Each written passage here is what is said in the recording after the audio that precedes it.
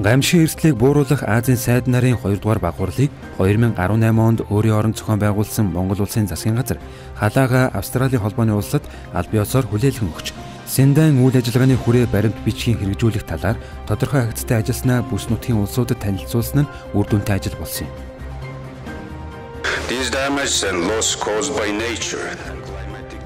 Эрхэм зочид төлөөлөгчдөө, Синдан үйл ажиллагааны хүрээ баримт бичиг батлагдсанаас хойш гамшин эрсдлийг бууруулах бүс нутгийн платформ болох Аз номхон далайн орнуудын сайд нарын баг хурлаар бид 3 чуулж байна. Шинэ Дели хотноо 2016 онд зохион байгуулсан гамшин эрсдлийг бууруулах Азийн сайд нарын баг хурлаар баталсан гамшин эрсдлийг бууруулах чиглэлээр 2015-аас 2030 онд авч хэрэгжүүлэх Синдан үйл ажиллагааны хүрээ баримт бичгийг хэрэгжүүлэх Азийн бүсийн төлөвлөгөөнд гамшин эрсдлийг бууруулах замын зурглалаа тодорхойлсон билээ.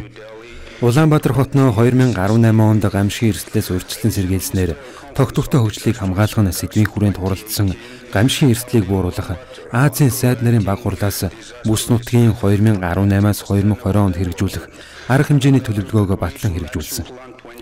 Уур амьсгалын өөрчлөлтийн нөлөөгөөр байгалийн гамшин эрсдэл нийлмэл болон угсарсан дагалдах хэлбэрээр тохиолдох нөхцөл байдал нэмэгдэж байгаатай холбоотойгоор тус хугацаанд бүс нутгийн орнууд эрсдлийг бууруулах, засаглалыг бэхжүүлэх үйл явцаа тогтвортой хөгжлийг хангах арга хэмжээтэй уялдуулах чиглэлээр онцгойлон анхаарсан. Монгол улсын шадар сайдын Австралийн холбооны улсад хийсэн энэ удаагийн айлчлал хоёр улсын өргөтгсөн түншлэлийн харилцааг шин шатанд гаргах, уул уурхай, хөдөө аж ахуй, аялал жуулчлал, эрчим хүч, боловсрол, батлан хамгаалах, онцгой байдал зэрэг олон салбарт хамтын ажиллагааг өргөжүүлэх хөгжүүлэхэд чухал ач холбогдолтой боллоо.